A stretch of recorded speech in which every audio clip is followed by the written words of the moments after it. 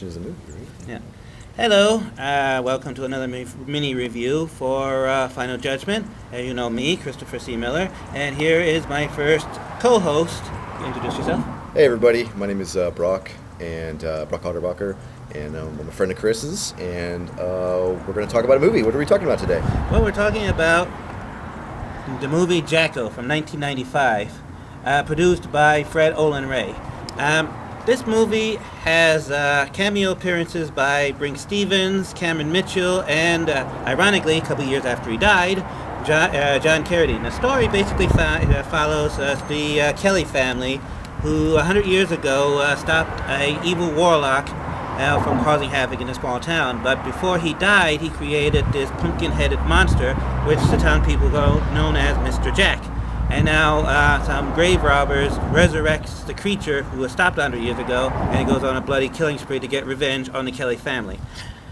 That is the plot. In my opinion.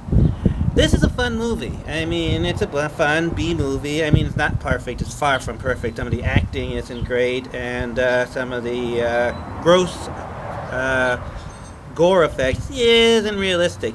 But, it's a fun B movie for Saturday night, it's nothing, and just put it in. Oh, it contains nudity and graphic violence. I give it 7 out of 10 stars. What's your thoughts? Well, I thought your summary of the plot was pretty accurate. I think the key thing about this film is citing Fred Olen Ray, which I don't know if you know, but he's a pretty prolific B filmmaker. Makes a lot of B movies, directs, produces. You might know him from movies like Evil Toons from '92 and Chainsaw Hollywood Hookers. And when you see his name on a film, at least in my opinion, is that when you see his name on a film, it's not whether it's going to be good or bad. It's going to be bad, but it's how bad is it? And in my opinion, this film, it's bad, just pure bad. I mean, I understand where you're coming from. You think it's fun.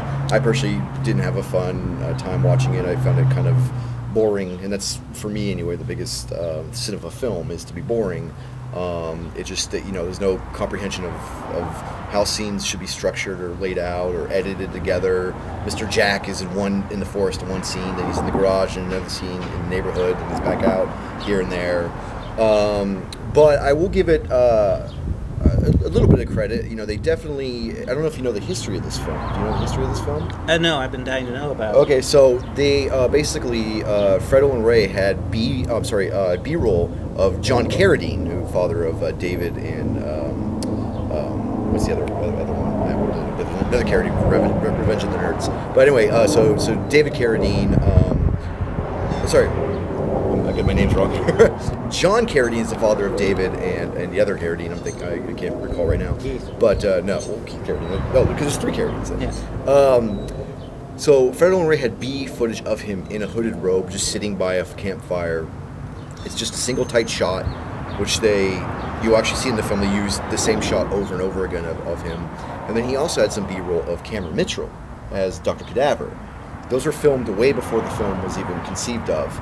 So the challenge that Fred Olen Ray gave to the director of this film was, can you make a film using this B-roll footage around it? And the director says, yes, I can. That's why you cut so much to Cameron Mitchell on the TV, and that's why you see John Carradine out in the forest just kind of smirking.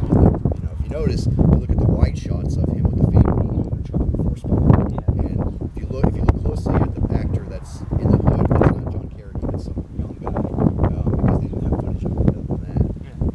But the thing that's interesting about this film is, I think that's the interesting part, but I also think that, it's got, we mentioned Leanna Quigley in it, who's a Scream Queen, right? Yeah. And she's in one of my favorite zombie movies called The Return of the Living Dead, which if you're looking for her to be naked in, that's the movie I would go see, not this one, personally. She plays Trash. She's the punker that gets naked on top of the gravestone and dances. We got the naked zombie, yeah. Yeah, exactly. And, but the one thing I did kind of like about it, now I didn't like how whatever actor was in the costume for Jack, because I thought he just kind of just walked slowly, and that wasn't very interesting to me. But what I did like was, I thought it was a fun-looking, goofy costume that would have been great in like a Goosebumps episode or something like that. So it was kind of fun in that regards. But as overall as a whole, I just thought the movie was kind of boring. I kind of lost interest in it, and there you go. What star? What star? I would give it the Noose. The Noose. I would give it the Noose.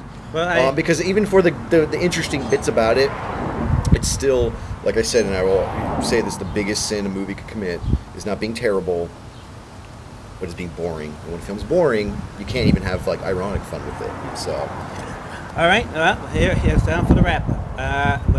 I give it 7 stars, and my partner Brock gives it the Noose. On the positive side, we both love the creature design of Jacko. I think it's fun to watch. On the negative side, horrible corny acting for some of the actors.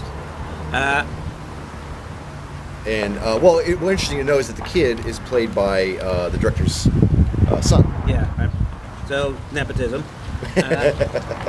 And let's see, pacing issues.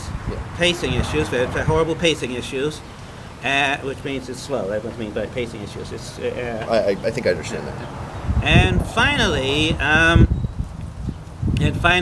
not for everyone. If you really don't like the movies of Fred Olen Ray, you won't like this one. Oh, can I make another point about the film, just for people that are interested in this sort of thing, is that you get your first nudity about 20 minutes in, which is Leanna Quigley. So 20 minutes in if you're looking for that sort of thing. But really, the first kill, at least in the main story of Jack, he doesn't really make his first real appearance until about 30 minutes into the film. So if you're looking to fast forward, if you don't want to watch the whole thing, that's your time markers right there. About 20 minutes for your first bit of nudity, a really gratuitous shower scene, right? And then you cut into about 30 minutes into the film, which is where you see Jack. I just thought that was interesting that they didn't like show him killing like right away. Yeah, that's kind of interesting. But anyway, sorry, I didn't mean to interrupt. Okay, and that's it. We'll tune in next time, and we might have Brock again. We might have someone else. Who knows? Who knows?